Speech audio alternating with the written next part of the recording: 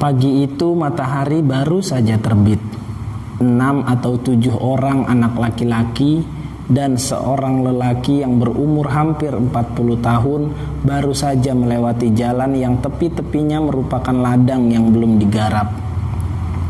Kira-kira 200 meter dari lintasan kereta api itu, salah seorang anak laki-laki itu berlari sekencang-kencangnya sambil meneriakkan beberapa patah kata yang tidak jelas maknanya. Tepat di rel ia berhenti, memandang ke kiri dan ke kanan, lalu berjongkok atau tepatnya duduk. Beberapa saat kemudian kepalanya ditundukkannya dan dengan wajah yang aneh ia kemudian menempelkan telinga kirinya ke rel kereta. Ayahnya, lelaki itu, dan juga teman-temannya seperti tidak pernah memperhatikannya sebab hal seperti itu selalu berulang setiap mereka melakukan perjalanan semacam itu. Pernah ayahnya menanyakan kenapa begitu, tetapi jawabnya tidak jelas dan ayahnya tampak puas saja. Beberapa saat kemudian diangkatnya kepalanya, lalu ganti ditempelkannya telinga kanannya ke rel. Di telinganya, rel kereta selalu memperdengarkan getaran suara yang membuat matanya berbinar-binar, persis seperti embun yang hampir jatuh dari ujung daun dan ditembus cahaya matahari pagi. Ia mencintai rel. Ia tak pernah tahu dan tampaknya tak juga peduli apakah getaran suara yang mencapai gendang telinganya itu bersumber pada kereta yang menjauh atau yang mendekat. Anggota rombongan yang lain tanpa memperhatikannya meneruskan perjalanan. Mereka tadi bangun sebelum subuh. Hari itu libur, tak ada sekolah.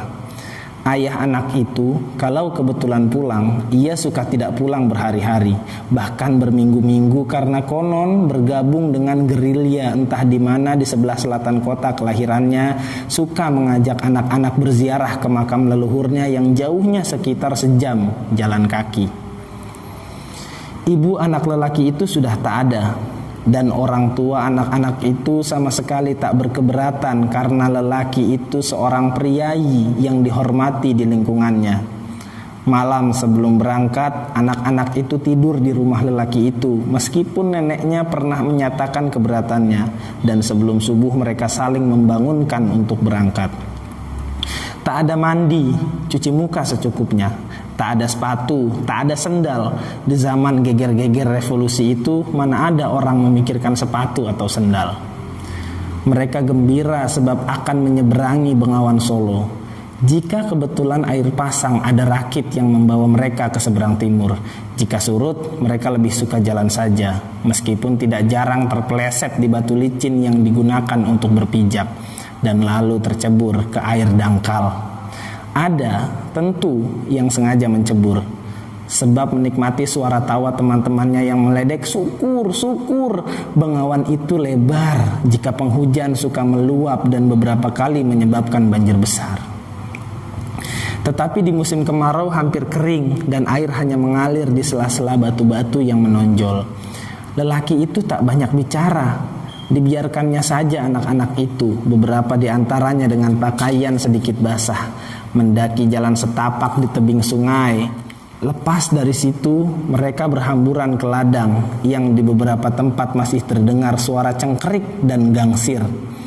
Lelaki itu suka memberitahu cara menangkap cengkerik yang bersembunyi di sela-sela batu atau bongkahan tanah, atau gangsir yang terkadang kelihatan sebagian badannya di lubangnya.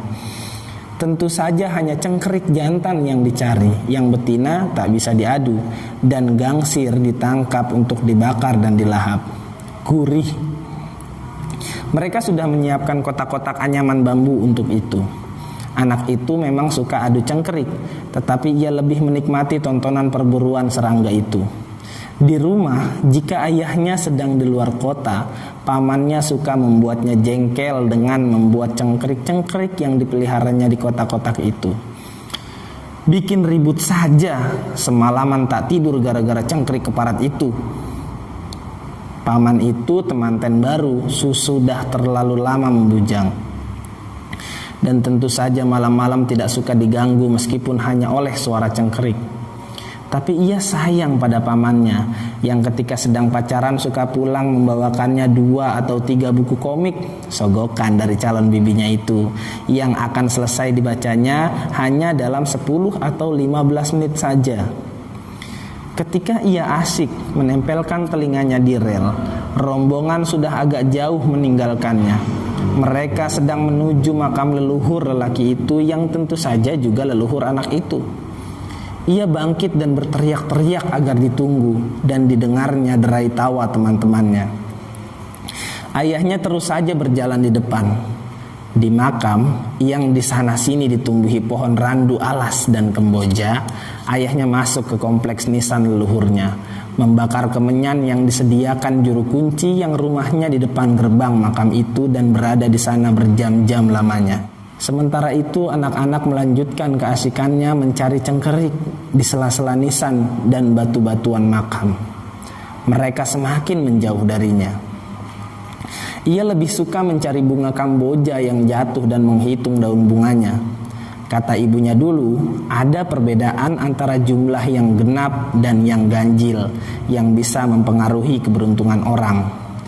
Almarhumah tidak pernah memberitahu kenapa. Hari itu seperti ada yang menggoyang pohon kamboja itu begitu keras sehingga bunga-bunganya berjatuhan bagai hujan yang sangat deras. Ia seperti orang mabok berlarian ke sana kemari menangkap bunga-bunga itu, mencari yang daun bunganya 5 seperti yang dulu pernah dipesankan ibunya, tetapi tidak ada seperti dulu juga.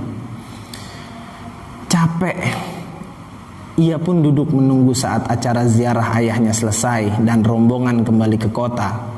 Di tepi desa itu mereka suka ketemu penjual getuk yang baru keluar dari rumahnya, jadi masih hangat. Dan ayahnya selalu membuat pesta kecil makan getuk hangat, yang sisi-sisi gumpalannya dilubangi untuk menaruh cairan gula Jawa.